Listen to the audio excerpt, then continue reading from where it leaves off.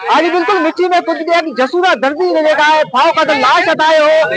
जेका कोई जेका है उन्हें वारसन जेका है कत्ल जो जेका शक ज़ाहिर कयो है उन्हें कत्ल जो केस जेका है 302 जो केस है वो मिट्टी थाने में दाखिल कयो है पर जेका है उन्हें केस में जेका है मुलविस जेके जवाबदार आहिनि उहे गिरफ़्तार न थी सघिया आहिनि तंहिं करे जसूर दर्दी वारसन ऐं उमरकोट जे शहरनि पारां मोती चौक खां प्रेस क्लब ताईं जेका रैली कढी वई आहे हिन वक़्तु जेका रैली प्रेस क्लब अॻियां मौजूद आहे अचो त हिन सां ॻाल्हि ॿोल कयूं त हिन जा कहिड़ा मुतालबा आहिनि छा चवण ईंदा असांजो मुताबिलो इहो आहे असांजी नियाणी खे मिठी शहर में हुनजे सोहरनि हुनखे क़तल करे छॾिया हुननि जा कातिल गिरफ़्तार कया वञनि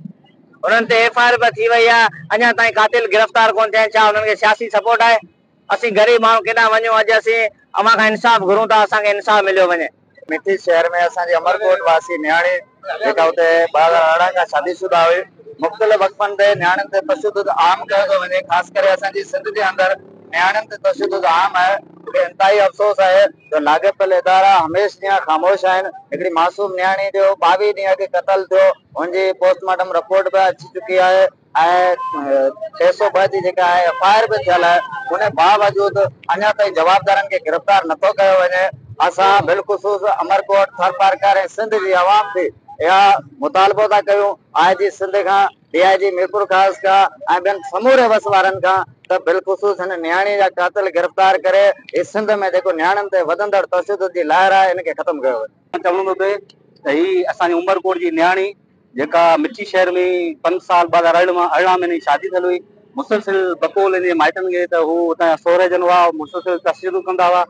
ऐं हींअर ई तक़रीबन 15-20 ॾींहं अॻु में हुननि खे बेदर्दी सां तशद्दुद करे मारियो वियो आहे ऐं वॾे अफ़सोस सां चवणो थो पए ही दर्जी बिरादरी पाकिस्तान पीपल्स पार्टी खां तालुक़ रखंदड़ आहे पर वॾे अफ़सोस सां इहो बि चवणो पए थो हुन कातलनि जी परसुरगुज़ारी कंदड़ हुतां जा भोतार पीपल्स पार्टी खां तालुक़ रखंदड़ मलाणी ख़ानदान आहे लेकिन हुनखे शर्म अचणु खपे त ही नियाणी आहे हिकिड़ी नियाणी खे बेदर्दी सां क़तल कयो आहे वरी हुतां जा सियासी पीपल्स पार्टी खां तालुक़ रखंदड़ मलाणी ख़ानदान हुजे भली केर बि हुजे पर हुन कातिलनि जा सोलतगार बणियल आहिनि ही बि असांजी उमरकोट जा पीपल्स पार्टी खां तालुक़ रखंदड़ वोटर आहिनि लेकिन हितां जो इंतज़ामिया या खनि हितां जा एमपी एमएलए अॼु बि हिननि जी का बि मालिकी करण लाइ तयारु न आहिनि असां सिंध यूनाइटेड पार्टी तरफ़ां हिननि मुतासिर तौर खां इहो यकीन ॾियारायूं था त असां तव्हां सां गॾु आहियूं जेसीं ताईं तव्हां खां इंसाफ़ न थींदो असीं रोडनि रस्तनि खां वठी प्रेस क्लबनि खां वठी असां कोर्टनि ताईं असां गॾु आहियूं असां सिंध यूनाइटेड पार्टी जे प्लेटफॉर्म ते मुतालबो कयूं था त बिलफोर सिंध जी नियाणी असांजी उमरकोट जी नियाणी जेको जंहिंखे बेदर्दी सां क़तल कयो आहे उन में क़तल में मुलविस हुनजो सोहरो ऐं हुनजो घर वारो ऐं हुनजी ससु जेको हुनखे बिलफोर उनखे गिरफ़्तार कयो वञे ऐं न त ॿी सूरत में असांजो रिचा जेको दाइरो हूंदो वसी कयो वञे असांजे हुकुमराननि खे असां अपील करियूं था अहिड़नि मसइलनि जी असांजी सपोर्ट करे ऐं अहिड़ा सिंध में कई नियाणियूं वीचारियूं कुसी वियूं आहिनि उन्हनि सां वॾो ज़्यादतियूं थियूं आहिनि इहो कातल सिंध जे नियाणियुनि जो इहो सिंधियुनि जे असांजे सिंध जी हिकिड़ी रवायत तहज़ीब उनखे लानत जे बराबरि आहे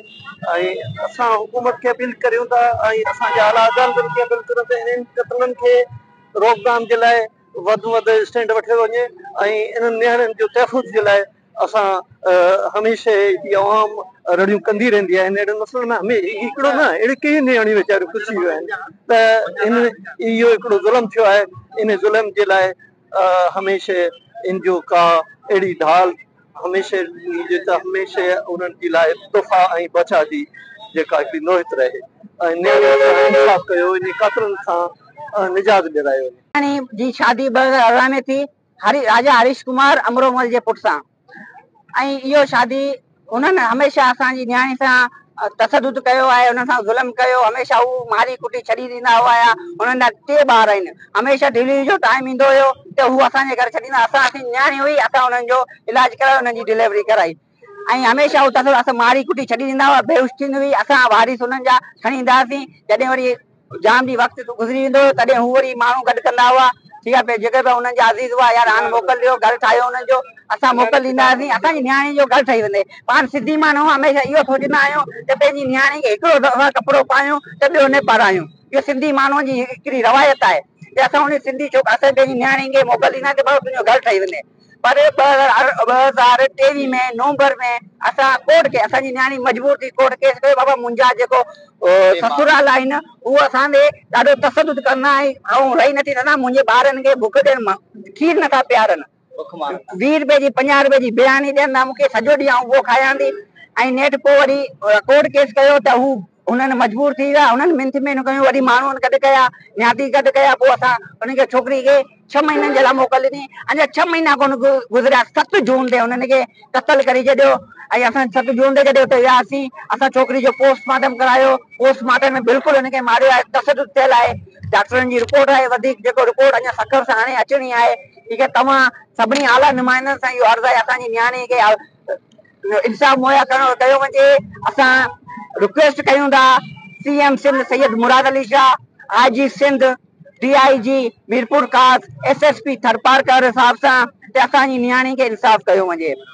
बिलावल ऐं असां पाकिस्तान पीपल्स पार्टी जा वर्कर आहियूं। असांजे बिलावल असांजो नोटिस वरितो आहे, असांजी नियाणी जो FIR थी आहे, पर हू माण्हू गिरफ़्तार न थिया आहिनि। छो न थिया आहिनि?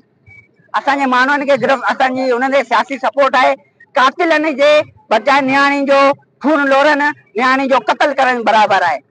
नियाणी जो क़तल नसलनि जो क़तल आहे। अवां सभु सिंधियुनि सां जेको बि नियाणी वारा आहियो,